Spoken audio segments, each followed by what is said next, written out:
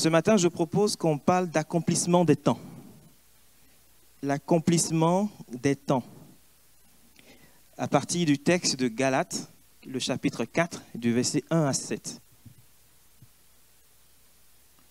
Galates chapitre 4, du verset 1 au verset 7. L'accomplissement des temps. Je vous laisse le temps de chercher dans vos Bibles. Galates 4, 1 à 7. L'accomplissement des temps.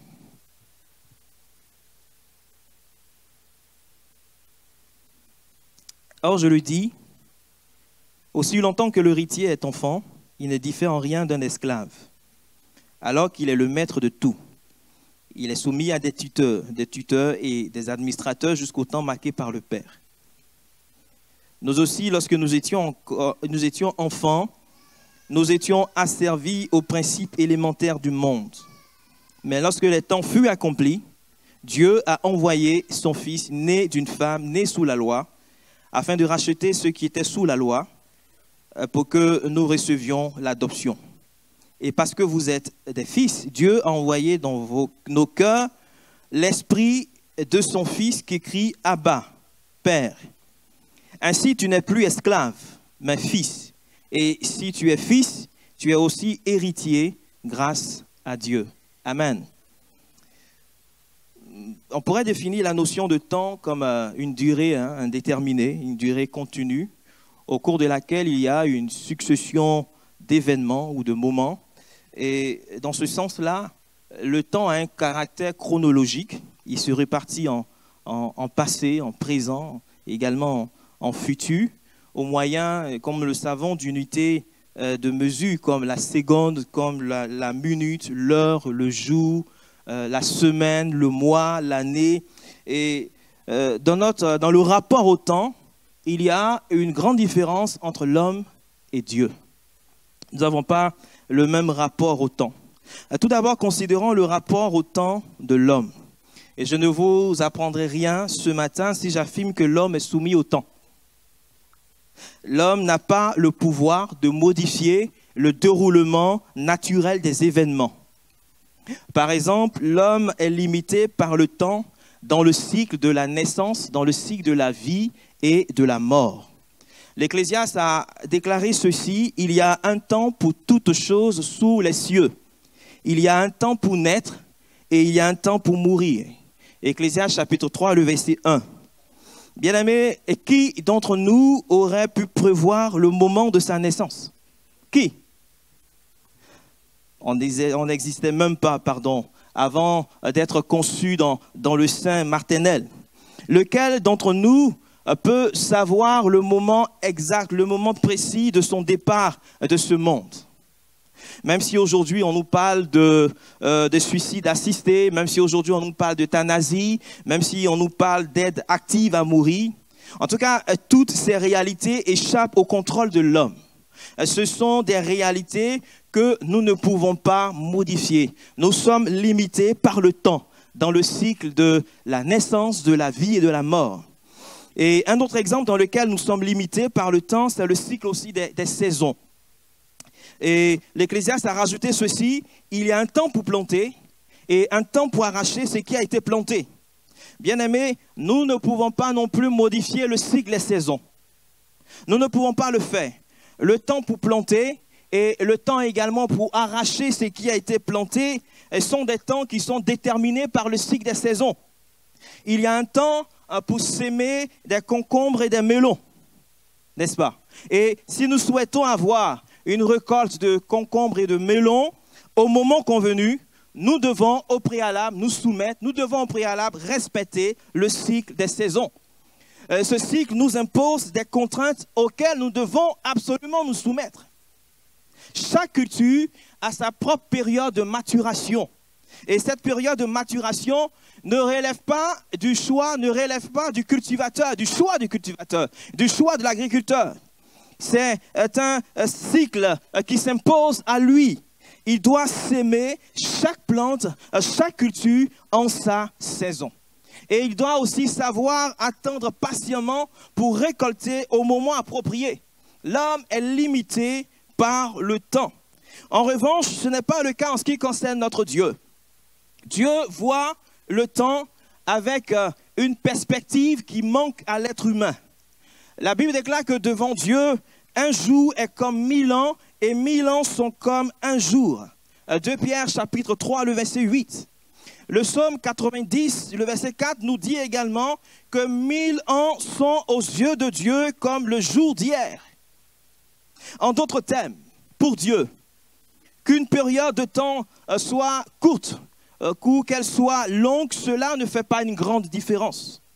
Vous savez, parfois le temps nous paraît très long selon une perspective humaine. Un peu comme un enfant qui peut trouver que le temps est long lorsqu'on ne l'occupe pas, lorsqu'on n'occupe pas cet enfant à faire quelque chose, à effectuer une activité. Mais selon la perspective éternelle de Dieu, ce temps qui paraît long correspond à une courte période. Et même si l'homme un jour arrive à avoir une espérance de vie qui atteint, on va dire peut-être 1000 ans, à l'échelle de l'éternité, cela ne représente pas grande chose. Cela ne représente pas grande chose. Tout simplement parce que Dieu n'est pas limité dans le temps. Il n'est pas soumis au temps. Il transcende le temps. Oui, il est vrai qu'il existe une succession d'événements, une succession de moments depuis la création, mais Dieu ne change pas avec le temps. Le temps n'a aucune influence sur la personne de Dieu. Le temps n'a aucune influence sur la nature de Dieu. Le temps n'a aucune influence sur le caractère de Dieu. Le temps n'a aucune influence sur les attributs de Dieu, sur les desseins de Dieu, sur les promesses de Dieu. Le temps n'a aucune influence sur la connaissance de Dieu. Dieu sait toutes choses parfaitement, que ce soit les choses passées, les choses présentes et même les choses à venir. Dieu sait tout parfaitement. La Bible déclare qu'il n'y a en Dieu ni changement, ni ombre de variation. La Bible dit également de Jésus-Christ qu'il est le même hier, il est le même aujourd'hui, il est le même éternellement, il ne change pas. Bien-aimés, contrairement aux hommes, le Dieu de la Bible n'a jamais commencé à exister. Il existe de toute éternité. Il est éternel. Il n'a pas de commencement. Il n'a pas de fin. La Bible le présente comme étant l'alpha et l'oméga, celui qui est, celui qui était et celui qui vient. Il est le Tout-Puissant. Lorsque Dieu a créé l'univers, il a aussi créé le temps. C'est lui qui a établi le cycle des jours et des saisons dans lequel le temps est connu et calculé. Genèse 1, 14 dit ceci, et c'est Dieu qui parle, qu'il y ait des luminaires dans l'étendue du ciel pour séparer le jour d'avec la nuit, que ce soit des signes pour marquer les époques, les jours et les années. Bien-aimés, non seulement Dieu n'est pas soumis au temps, mais il agit dans le temps. Il intervient dans le temps. Dans notre texte, il est dit que lorsque le temps fut accompli, Dieu a envoyé son Fils né d'une femme, né sous la loi. Que signifie l'expression « les temps furent accomplis » ? Certaines versions traduisent ce verset 4 de Galates 4 comme suit. Mais lorsque fut venue la plénitude du temps, Dieu a envoyé son Fils, né d'une femme, né sous la loi. Lorsque fut venue la plénitude du temps. Autrement dit, l'accomplissement des temps doit se comprendre dans le sens de la plénitude du temps. Et tout se passe comme si, en fait, on avait un réservoir qui se remplit progressivement jusqu'à ce qu'il soit totalement plein. Prenez un réservoir chez vous, vous le remplissez d'eau progressivement. À un moment donné, si on ne s'arrête pas, ça sera plein en fait, ça va commencer même à déborder. Et c'est un peu cette image-là, lorsqu'on parle de la plénitude du temps. Et ce réservoir, c'est celui du temps qui devait être rempli. Le réservoir du temps qui devait être rempli. Et lorsque ce réservoir a atteint sa plénitude, Dieu a envoyé son Fils dans le monde. C'est un peu comme si Dieu observait. Un peu comme si Dieu était attentif au déroulement des événements dans le temps, tout en ayant un contrôle absolu des réalités Et lorsque selon son calendrier, lorsque selon son agenda, le moment fixé par lui pour l'envoi de Jésus, son Fils est arrivé, il envoyait Jésus dans le monde. Il envoyait Jésus parmi nous. Lorsque le temps fut accompli, on peut remarquer également une expression similaire au verset 2 de notre texte. Il a dit jusqu'au temps marqué par le Père. Jusqu'au temps marqué par le Père. Bien-aimé, l'accomplissement des temps, c'est le moment précis, fixé par Dieu pour accomplir ses desseins. L'accomplissement des temps, c'est le temps propice, c'est le temps favorable, déterminé par Dieu dans son agenda pour accomplir ce qu'il a planifié d'avance. Bien-aimé, Dieu connaît le temps approprié. Dieu n'est ni en avance ni en retard. Et lorsqu'il planifie quelque chose, les choses arrivent quand elles sont censées se produire. Et rien, absolument rien ne surprend Dieu. Et Dieu fait toutes choses bonnes en son temps, nous dit la parole de Dieu. Bien-aimé, la venue de Jésus dans le monde ne relève pas du hasard. Ce n'est pas un accident. Jésus n'a pas été, je dirais, comme parachuté comme ça par hasard dans le monde. Non, Dieu a envoyé son Fils parmi nous selon un calendrier bien précis, selon un agenda bien précis. Et je pense que j'en ai déjà parlé plusieurs fois, et ce sera peut-être une répétition pour certains ce matin, mais certains événements qui se sont déroulés au cours de la période de 400 ans ou 4 siècles qui séparaient les derniers événements et messages prophétiques de l'Ancien Testament, des premiers épisodes du Nouveau Testament, lorsqu'on est à la fin de Malachie ou au début du Nouveau Testament avec Matthieu, les évangiles, donc cette période qui séparait, et ce moment-là, cette période-là, les événements qui se sont déroulés au cours de cette période ont abouti à des conditions dans le monde qui étaient propices, selon certains érudits, à la venue de Jésus et à l'expansion de l'Évangile. Et cette période, on le sait, est connue sous le nom de période intertestamentaire ou encore de période entre les testaments, a favorisé l'existence d'une langue universelle, notamment le grec. Au cours de cette période, les Romains ont construit des routes qui ont permis les déplacements entre les principales villes de l'Empire. Ils ont apporté une certaine stabilité. On parle même de la Pax Romana pour désigner cette longue période de paix imposée par l'Empire romain. En disant les choses autrement, lorsqu'à un moment donné de l'histoire de l'humanité, il fallait une langue comprise par plusieurs, Dieu a suscité les Grecs. Lorsqu'il fallait des routes, lorsqu'il fallait des ponts, lorsqu'il fallait une véritable stabilité pour faciliter les déplacements, Dieu a suscité les Romains, etc., etc. Et cela dit, les conditions étaient favorables à la venue de Jésus et à la propagation, à l'expansion de l'Évangile. Le but de Dieu était d'atteindre toutes les nations par la parole de Jésus-Christ, son Fils unique et bien-aimé. Il était donc indispensable qu'il y ait des vecteurs qui allaient faciliter la transmission de cette parole, qui allaient faciliter le message de la croix, le message de l'Évangile. Une langue universelle. Comme on le sait, le Nouveau Testament a été écrit en grec. L'Ancien Testament a été traduit en grec par des érudits juifs d'Alexandrie.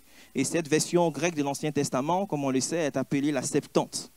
Il y a eu des routes comme vecteurs, il y a eu des ponts, il y a eu une certaine stabilité qui ont facilité les choses. Et on pense que ces choses ont facilité les différents voyages missionnaires de l'apôtre Paul. Les conditions dans le monde étaient favorables.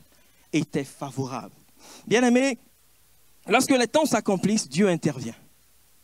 Lorsque les temps s'accomplissent, Dieu agit dans l'histoire. Et comme il est dit dans notre texte, l'accomplissement des temps a pris forme dans l'envoi de Jésus dans le monde pour racheter ceux qui étaient sous la loi. Pour que ceux qui étaient sous la loi, pour ceux qui sont rachetés, reçoivent l'adoption. Comme nous le savons, l'adoption consiste à introduire une personne dans la position et dans les privilèges d'un enfant légitime. Et Dieu a fait de ceux qu'il a rachetés des membres à part entière de sa famille par le processus de l'adoption. En d'autres termes, les temps se sont accomplis dans l'action salvatrice de Dieu dans le monde, dans l'histoire de l'humanité. À la croix, Jésus a déclaré ceci, « Tout est accompli. Tout est accompli. » Dans le grec, cette expression « tout est accompli » donne un seul mot. Le mot, excusez-moi pour la prononciation, tétélestai. tetelestai. C'est un mot qu'on écrivait au bas des factures acquittées. C'est un mot qui signifie entièrement payé. La Bible nous révèle que l'homme est le débiteur de Dieu. L'homme est grandement endetté par ses péchés et il est incapable de payer sa dette parce que la dette, elle est grande, elle est immense, elle est énorme. L'homme est insolvable. Mais la bonne nouvelle, c'est que cette immense dette a été à jamais payée. Cette immense dette envers Dieu a été à jamais payée. Jésus a payé le prix de notre rédemption. Tout est accompli. L'œuvre de rachat, l'œuvre de rédemption est accomplie. La dette a été entièrement payée. Elle a été effacée. Tout est accompli. Le voile est déchiré. Ce voile qui interdisait l'entrée d'un endroit particulier dans le temple appelé le lieu très saint a été déchiré. Tout est accompli. L'accès à la présence de Dieu est désormais ouvert à tous par la mort de Jésus-Christ. C'est Dieu lui-même qui a déchiré ce voile, montrant ainsi que la mort de Jésus-Christ sur le bois de la croix ouvre un libre accès à sa présence à tous ceux et à toutes celles qui reçoivent Jésus-Christ dans leur cœur par la foi, qui le reçoivent comme Seigneur et Sauveur dans leur vie. Par la foi en Jésus-Christ, nous avons désormais la liberté de nous approcher du Dieu vivant et vrai, de nous approcher du Dieu tout-puissant, de nous approcher du Dieu créateur de toutes choses, avec confiance, avec assurance et non dans la crainte, non dans la peur. Oui, le mot tetelestai, tout est accompli en français, était aussi utilisé à l'issue d'un combat victorieux. Lorsque le général d'une armée victorieuse arrivait, après avoir en tout cas remporté la victoire, il pouvait lui aussi prononcer ce mot. C'était une manière pour lui de déclarer que le combat est fini, que le combat est terminé, que la victoire a été remportée, que l'ennemi a été vaincu, l'adversaire a été terrassé, et il a subi une grande défaite. Bien-aimé, tout est accompli. Satan a été vaincu, l'ennemi a été défait, le Seigneur Jésus-Christ a triomphé et il est vainqueur. Par sa mort à la croix, la Bible déclare qu'il a rendu impuissant celui qui avait le pouvoir de la mort, c'est-à-dire le diable. Jésus a vaincu. Oui, tout est accompli. Tu peux être libéré de la captivité du péché si tu te tournes vers Dieu par la foi en Jésus-Christ. Tout est accompli. Tu peux être délivré de la puissance de Satan. Tout est accompli. Tu peux être guéri ce matin. Tu peux être restauré dans ton corps. Tu peux être restauré dans ton âme. Tu peux être restauré dans ton esprit. Parce que Jésus a payé le prix. Parce que tout est accompli. Lorsque les temps furent accomplis, Dieu a envoyé son Fils dans le monde. Il a envoyé son Fils, Dieu agit, Dieu est intervenu. Lorsque les temps s'accomplissent, il y a une action salvatrice de Dieu. Lorsque les temps s'accomplissent, Dieu intervient pour sauver. Dieu intervient pour délivrer. Dieu intervient pour restaurer. Dieu intervient pour faire de grandes choses. Dieu intervient pour donner gloire à son nom. Ce matin, faisons simplement confiance à Dieu et laissons Dieu agir. Christ a tout accompli pour nous à la croix. Lorsque l'accomplissement des temps marque également un tournant décisif dans l'histoire. Ça marque un tournant décisif dans l'histoire. Lorsque le réservoir du temps de Dieu est rempli, lorsqu'il est plein, il déborde en grâce, il déborde en bénédiction, de sorte qu'il y a un avant et un après. En fait, notre texte se situe dans le contexte d'une analogie que Paul établit entre la loi mosaïque et la vie d'un enfant qui passe le cap de la majorité. Et vous pouvez commencer à lire le texte à partir de Galates 3. Galates 3, verset 24, on ne va pas le lire jusqu'au verset 26. Et poursuivre avec Galates chapitre 4 et tout ce qu'on a lu là tout à l'heure. Et dans cette analogie, Paul va nous présenter la loi comme un pédagogue ou un précepteur. Le pédagogue était un esclave, était un serviteur qui était chargé de s'occuper de l'éducation de l'enfant de son maître. Et cet enfant qui est héritier de son père, mais c'est ce que le texte dit, c'est un héritier, il est héritier de son père, mais aussi longtemps qu'il demeure enfant, il ne diffère en rien d'un esclave. Sa position n'est pas différente de celle d'un esclave. Et parce qu'il doit se soumettre à certains principes. Il doit se soumettre à des règles jusqu'à l'âge adulte où il pouvait commencer à jouir pleinement de son héritage. Cela dit, la mission du pédagogue était limitée dans le temps. Parce qu'une fois que l'enfant devenait adulte, lorsque l'enfant atteignait l'âge de la majorité, la tâche du pédagogue prenait fin. La tâche du pédagogue consistait donc à amener l'enfant vers l'âge adulte, vers l'âge de la majorité.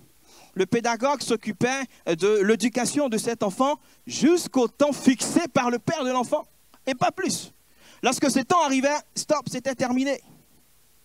Lorsque le moment fixé par le père de l'enfant arrivait, la tâche du pédagogue s'arrêtait. Parce que l'enfant passait d'un statut d'enfant et même d'un statut d'esclave, parce qu'enfant, sa situation ne diffère pas de celle d'un esclave. Il passe de ce statut à un statut d'adulte, un statut de fils. Et ce moment fixé par son père marquait un tournant décisif dans la vie de l'enfant. Un tournant à partir duquel il y avait un avant et il y avait un après. Et Paul nous dit qu'il en est de même avec la loi. Elle avait pour but d'amener Israël et aussi toutes les nations à Christ. Paul nous dit que nous étions nous aussi esclaves, esclaves des principes élémentaires du monde. Mais lorsque le temps fut accompli, lorsque le temps marqué par notre Père Céleste est arrivé, lorsque la plénitude du temps est venue, lorsque la tâche de la loi comme pédagogue était arrivée à son aboutissement, Dieu a envoyé dans le monde Jésus-Christ, son Fils, pour nous racheter et pour que nous soyons adoptés dans sa famille. Jésus a déclaré ceci: le temps est accompli et le royaume de Dieu est proche.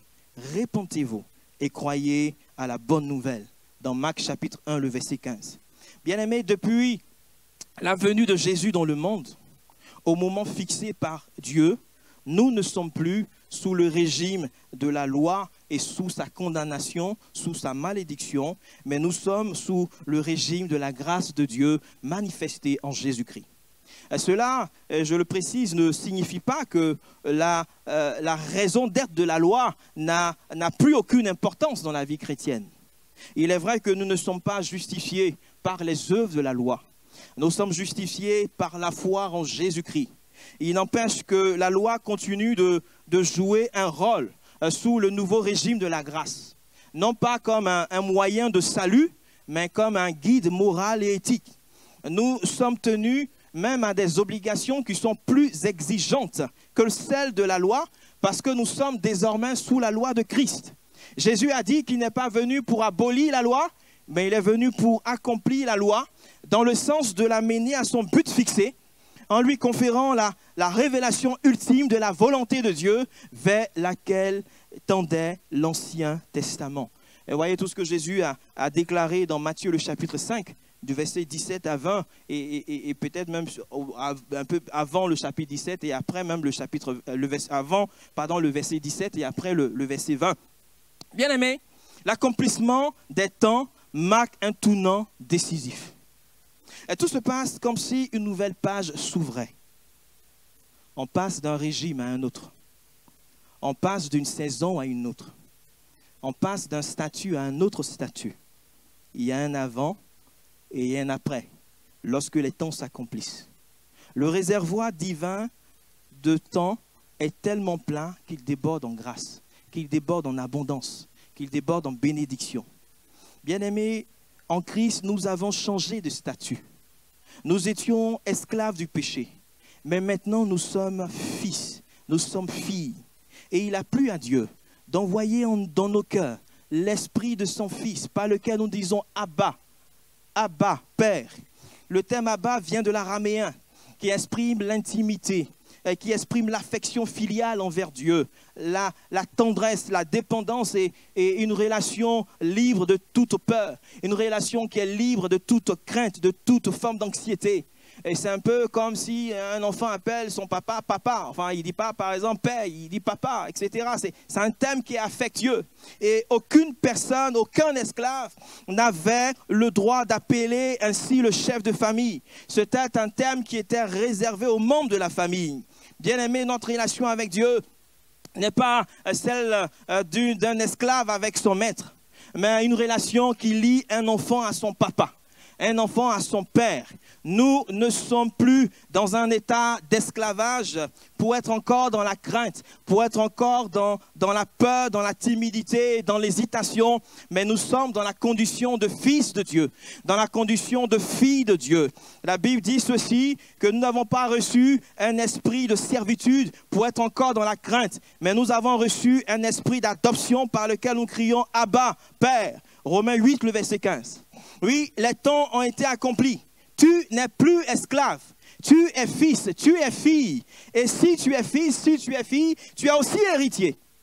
Et peut-être que quelques-uns parmi nous vivent depuis un bon moment dans une situation d'esclavage. Ça peut être un esclavage spirituel. Peut-être que tu te sens encore captif de quelque chose. Il y a encore peut-être des réalités qui te maintiennent dans une certaine captivité, des réalités spirituelles, comme un fardeau qui est sur toi, comme des chaînes encore qui te lient. Ça peut être un esclavage pour quelques-uns ancestral, un esclavage familial, l'esclavage de la peur, l'esclavage d'une crainte anormale. Et il y a peut-être pour quelques-uns comme des événements, des réalités, des choses qui se produisent dans leur vie de manière cyclique, des choses néfastes que tu as peut-être vécu dans le passé, semble se reproduire encore dans le temps présent à l'identique, et semble se reproduire tous les mois à l'identique à la même période, semble se reproduire toutes les années à la même période. Le chèque que tu as connu peut-être dans le passé se répète à l'identique dans le présent et dans l'avenir. Tu as le sentiment d'être esclave de ce cycle anormal. De quoi es-tu esclave en ce moment? Mon frère, ma soeur, les temps ont été accomplis. Dieu a envoyé son Fils dans le monde pour racheter ceux qui étaient sous la loi, pour racheter ceux qui étaient sous la malédiction de la loi. Ce matin, par la foi en Jésus-Christ, tu peux être délivré de tout ce qui te maintient dans une condition d'esclave.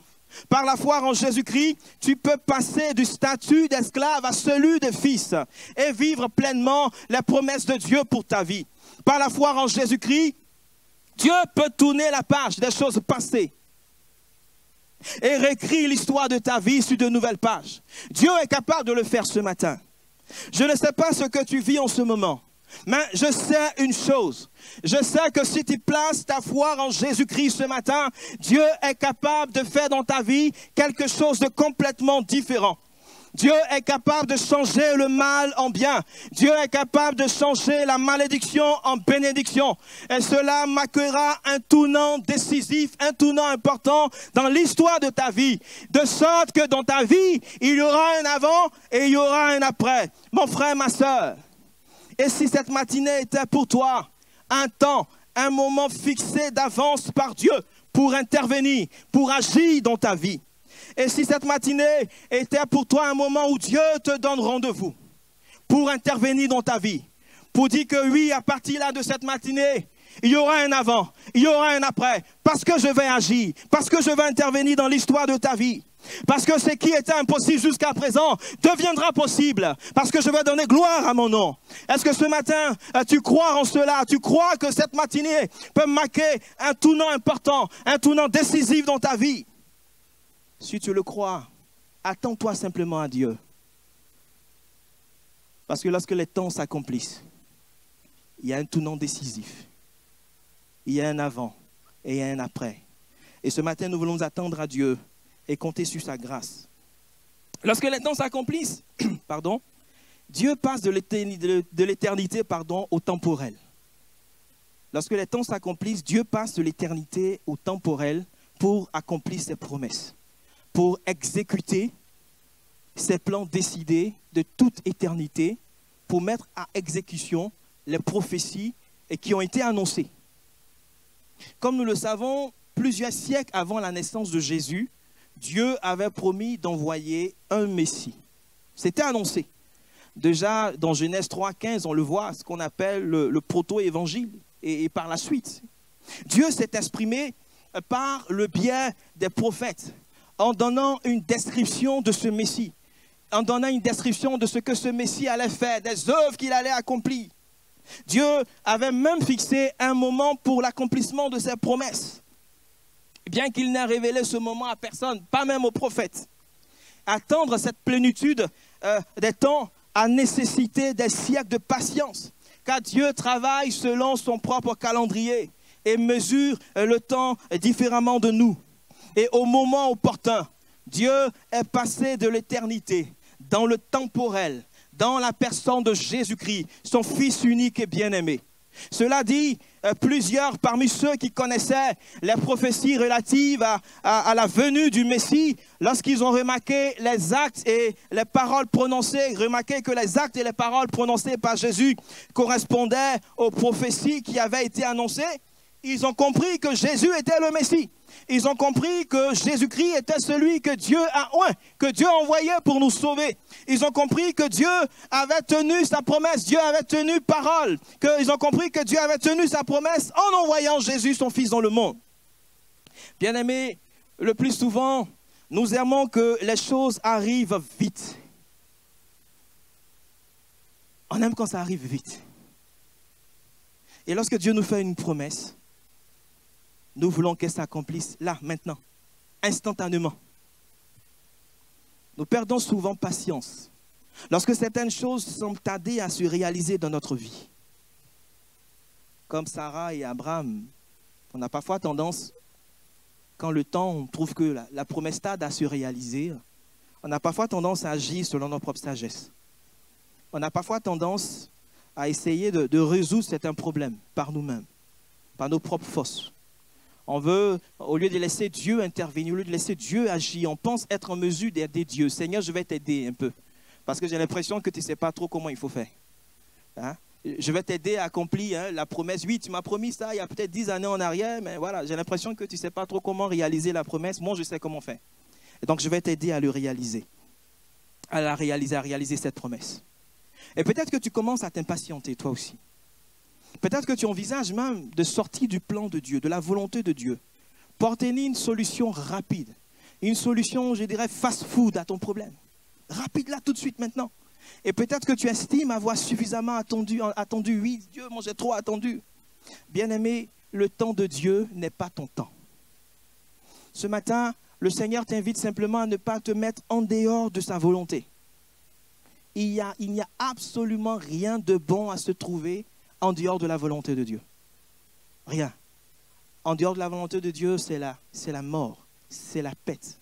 En dehors de la volonté de Dieu. Le Seigneur t'invite à rester dans ses voies.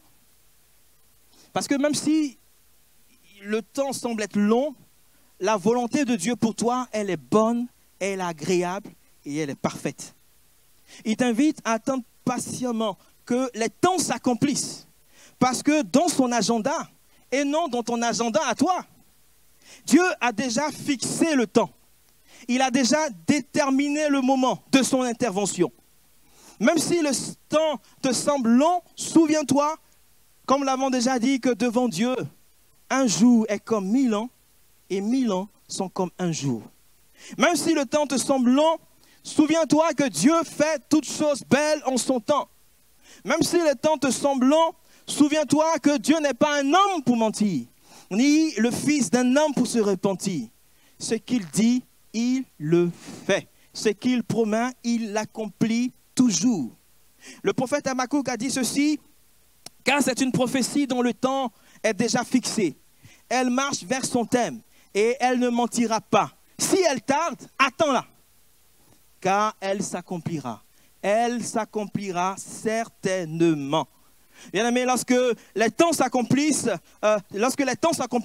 pour toi, le Seigneur essuiera les larmes de tes yeux. Le Seigneur te relèvera de la poussière pour te faire asseoir avec les grands. Tu béniras le nom de l'Éternel. Tu donneras gloire au nom de l'Éternel parce que tu verras sa bonté dans ta vie. Ce matin, patiente-toi et laisse l'Éternel, laisse les temps s'accomplir. Fais simplement confiance au Seigneur. Je voudrais terminer pour dire que parfois, le moment fixé par Dieu aussi peut arriver. Ce moment peut s'accomplir sous nos yeux. Mais on peut manquer de discernement pour réaliser que le temps est arrivé et que ce moment et ça s'est accompli. Dieu est à l'œuvre pour nous faire sortir d'une situation, pour nous faire passer d'une d'une saison à une autre, mais on pense à tort que ce n'est pas Dieu qui est en train d'agir, que ce n'est pas lui, que ce n'est pas Dieu qui est en train de nous parler. Ah non, non, ça, ce n'est pas Dieu qui me dit ça. Ce n'est pas Dieu qui me parle. Dans Luc 19, du verset 44 à 43, il est dit que lorsque Jésus s'approchait de Jérusalem, il s'est mis à pleurer sur Jérusalem. Il a même annoncé la destruction de Jérusalem, ce qui s'est accompli plus tard. Et Jésus a rajouté ceci, il a donné la raison. Il a dit parce que Jérusalem n'a pas connu le temps où elle a été visitée. Jérusalem n'a pas connu le temps où elle a été visitée. Jérusalem est restée insensible à la visitation de la grâce de Dieu manifestée en Jésus-Christ. Bien aimé, parfois le moment fixé par Dieu pour accomplir une promesse, pour effectuer une œuvre particulière est arrivé, mais on ne saisit pas le moment de l'action dans un acte de foi. On prend nos pensées pour les pensées de Dieu. Si Dieu doit intervenir, il doit intervenir de telle ou telle manière. Si Dieu doit agir, il doit utiliser tel ou tel moyen, telle ou telle méthode, telle ou telle technique, etc. S'il doit agir, il doit agir lorsque je serai assis dans mon canapé chez moi et non lorsque je serai couché sur mon lit. Et lorsque Dieu est en train d'agir, lorsque Dieu est en train de me visiter, lorsqu'il est à l'œuvre, lorsqu'il me parle, lorsqu'il veut me faire entrer dans une nouvelle saison, je ne discerne pas parce que les choses ne se passent pas. Les choses ne se déroulent pas selon ma logique, selon mes pensées, selon mes raisonnements. Dans 1 Chronique 12, le verset 32, il est parlé des fils d'Issachar, qui avaient l'intelligence des temps. Qui avaient l'intelligence des temps pour comprendre ce que Israël devait faire. Ils savaient discerner les temps. Ils avaient le sens de l'opportunité. Ils avaient l'art de saisir le moment de l'action. Ils avaient l'intelligence pour comprendre ce que Dieu était en train de faire et ce que Dieu avait l'intention de faire pour Israël. Nous sommes plusieurs années après la mort de Saül et de Jonathan. Ish-Bosheth, l'un des fils de Saül, a été roi d'Israël pendant 7 ans, tandis que David, lui de son côté, était roi de Juda. Et à la mort d'Ish-Bosheth, plusieurs tribus qui avaient soutenu le roi Saül se sont alliées à David pour lui transférer la royauté de Saül pour l'établir comme roi sur toutes les tribus d'Israël. Parmi ces tribus figuraient les fils d'Issachar qui, au bon moment, ont apporté leur soutien à David. Ils avaient l'intelligence pour comprendre le temps dans lequel ils vivaient. Ils avaient l'intelligence pour comprendre la saison dans laquelle ils se trouvaient. Ils ont discerné ce que Dieu était en train d'accomplir en faisant accéder David au trône. Comme Israël qui est passé d'une saison, qui est passé de la saison du règne de Saül à la saison du règne de David, il arrive parfois que Dieu soit à l'œuvre pour nous faire entrer dans une nouvelle saison, dans une nouvelle période. Il arrive que Dieu soit à l'œuvre, comme on l'a chanté, vraiment pour nous tracer un nouveau chemin. Il arrive qu'il soit à l'œuvre pour faire quelque chose de complètement différent dans notre vie, mais qui implique aussi une réponse quelque part de notre part, qui implique des changements de notre part, des changements dans notre vie personnelle, qui implique que nous passions nous aussi à l'action d'une certaine manière, dans un acte de foi pour saisir les promesses de Dieu. Malheureusement, parfois, on n'a pas, je dirais, le sens de l'opportunité. On ne saisit pas le moment de l'action par la foi. Dans Ruth, chapitre 2, du verset 18 à 23, lorsque Ruth a rapporté chez elle tout ce qu'elle avait glané après toute une journée, elle a raconté à Naomi tout ce qui s'était passé. Ruth, chapitre 2. En particulier, comment elle avait été traitée par Boaz. Lorsqu'elle a expliqué tout ça à la vieille Naomi, à mamie Naomi, Naomi a discerné que Dieu était sur le point de faire quelque chose. Elle a discerné le dessein de Dieu. Elle savait que Boaz était un proche parent de son défunt mari. Et elle a pressenti que l'Éternel était sur le point d'exécuter une œuvre importante et merveilleuse, non seulement pour Ruth, mais aussi pour elle-même. Et donc, bien évidemment, elle a conseillé à sa belle-fille de continuer à glaner dans le champ qui appartenait à Boaz. Et elle a pris le soin de lui dire de ne pas aller glaner dans un autre champ. Bien-aimés frères et sœurs, je voudrais m'arrêter là et dire simplement que le Seigneur nous aide à avoir l'intelligence des temps et qu'il nous aide à savoir discerner les temps afin de passer à l'action au bon moment, au bon endroit, dans un acte de foi pour la gloire de son nom. Nous allons couper nos fronts et nous allons prier le Seigneur.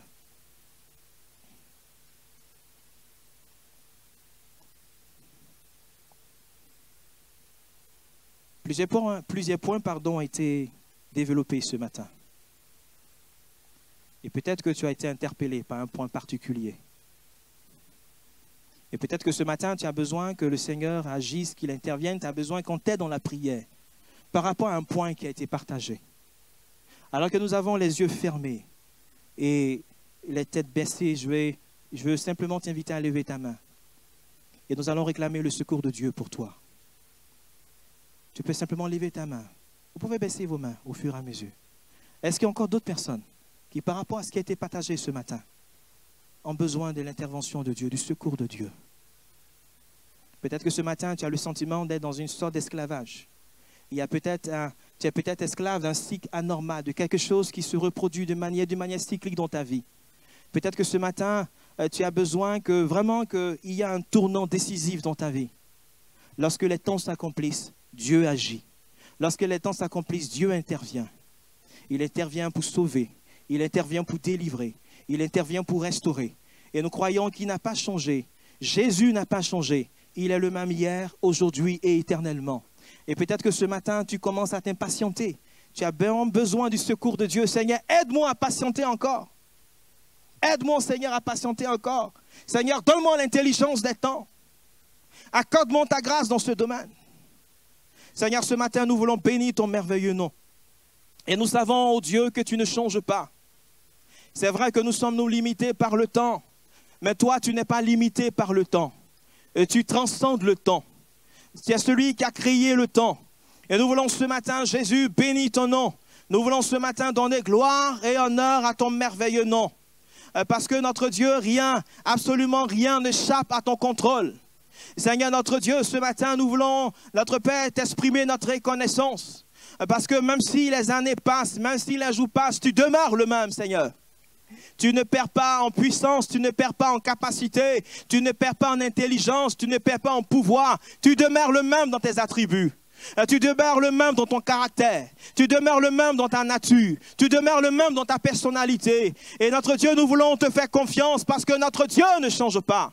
Ce matin, notre Dieu soit béni et soit glorifié dans le nom de Jésus-Christ. Je veux prier ce matin pour mon frère, pour ma soeur, qui par rapport à l'un des points qui a été partagé, a besoin de ton secours dans sa vie. Seigneur, comme nous l'avons dit, lorsque les temps s'accomplissent, tu agis. Lorsque les temps s'accomplissent, tu interviens. Seigneur, à la croix, Jésus a dit que tout est accompli. L'œuvre de rédemption est accomplie.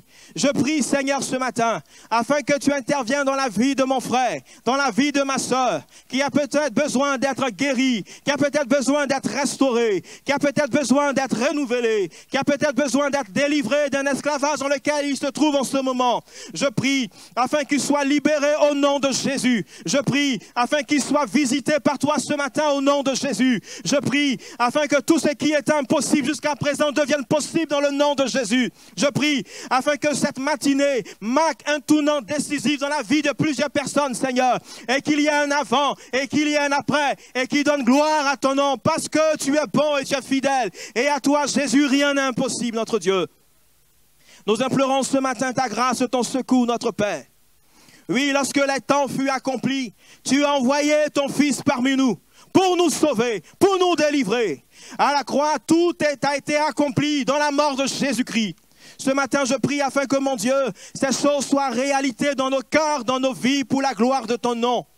Ceux qui ont besoin vraiment, Seigneur, de patienter, notre Dieu, jusqu'à ce que tu accomplisses tes temps dans un domaine particulier de leur vie, accorde-leur ta grâce, mon Dieu. Et ceux qui étaient sur le point de se détourner de ta volonté, donne-leur de rester dans tes voies, je t'en supplie, Seigneur. Donne-leur la force et la capacité de patienter jusqu'à ce que tu accomplisses parfaitement tes plans et tes projets dans leur vie. Parce que Seigneur, dans ton agenda, tu as déjà déterminé le temps. Tu as déjà fixé le moment, Seigneur, notre Dieu, pour l'accomplissement de ces choses. Même si, notre Dieu, la promesse tarde, notre Dieu, nous prions ce matin, afin que nos frères et nos sœurs, notre Dieu, attendent l'accomplissement, parce qu'elle s'accomplira certainement. Seigneur, ce matin, donne gloire à ton nom.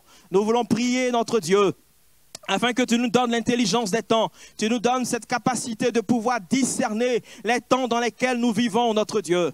Et nous voulons, notre Père, par rapport à cela, notre Dieu, notre Père, saisis, notre Dieu, le moment, notre Père, dans un acte de foi, Seigneur, pour la gloire de ton nom. Ce matin, sois béni et sois remercié pour tout ce que tu fais dans nos vies, au nom de Jésus-Christ.